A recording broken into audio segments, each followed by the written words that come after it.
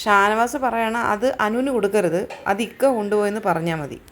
ഞാൻ വാങ്ങിക്കൊണ്ട് പോയെന്ന് പറഞ്ഞാൽ മതി, ഞാൻ തട്ടിപ്പറിച്ച് കൊണ്ടുപോയെന്ന് പറഞ്ഞാൽ മതി. അപ്പോൾ അതിലെ നൂറെ ആന്ന് മൂളുന്നുണ്ട്. നീ തന്നു എന്ന് പറയണ്ട, നോക്ക് നടക്കുമോ ഇല്ലയോ എന്ന്.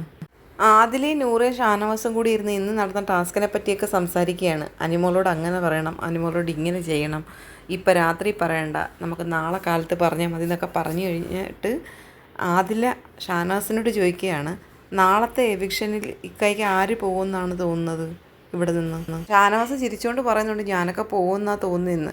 അപ്പോൾ ആദില പറയണം, ഇക്ക പോവില്ല, എനിക്ക് തോന്നുന്നത് ഞാനും അഭിലാഷേട്ടനും ഈ ആഴ്ച ഇവിടെ നിന്ന് പോകുന്നതാണ് തോന്നുന്നത്. അപ്പം നൂറ് പറയാണ്, നമ്മൾ വിചാരിക്കുന്നവരാരും ആയിരിക്കത്തില്ല ഇവിടുന്ന് പോകുന്നത്, നമ്മൾ സംശയിക്കുന്നവരാരും ആയിരിക്കത്തില്ല പോകുന്നത്. എത്ര കൃത്യമായിട്ടാണ് അതിൽ ഊഹിച്ച് പറഞ്ഞേക്കുന്നത്.